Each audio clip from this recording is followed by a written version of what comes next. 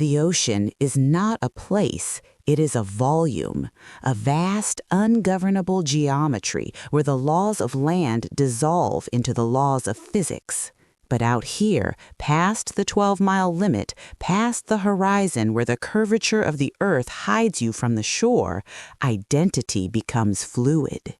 In the maritime world, to be seen is a choice, a switch on a transponder, the Automatic Identification System, AIS.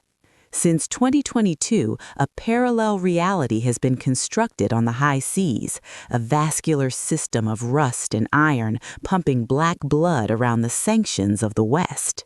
600 ships, maybe more, vessels that have been bought by anonymous entities insured by companies that do not exist. We think of sanctions as a wall, a barrier of law meant to starve a war machine, but capital is like water. It does not stop for walls. It finds the cracks.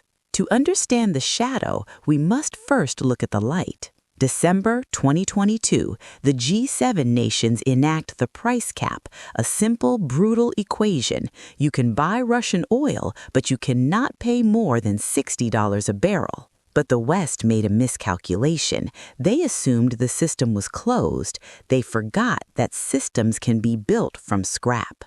They bought the unwanted, the aged, the tankers approaching the end of their lives, ships that should be heading to the breaking yards.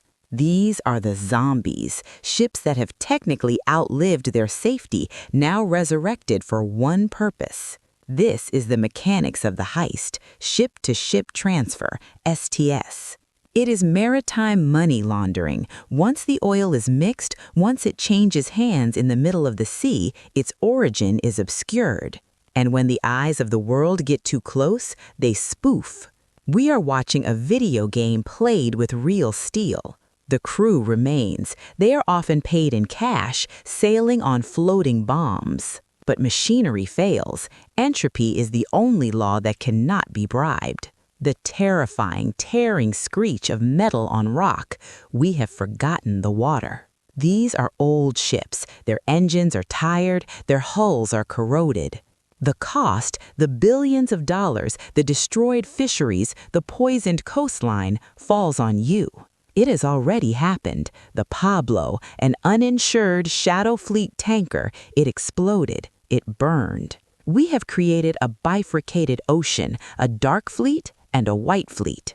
It is the fracturing of the global order. For 30 years, we believed in a single unified system of trade. Eventually, one of them will sink. Eventually, the coast will turn black. In the end, the ocean doesn't care, and in the dark, the oil moves.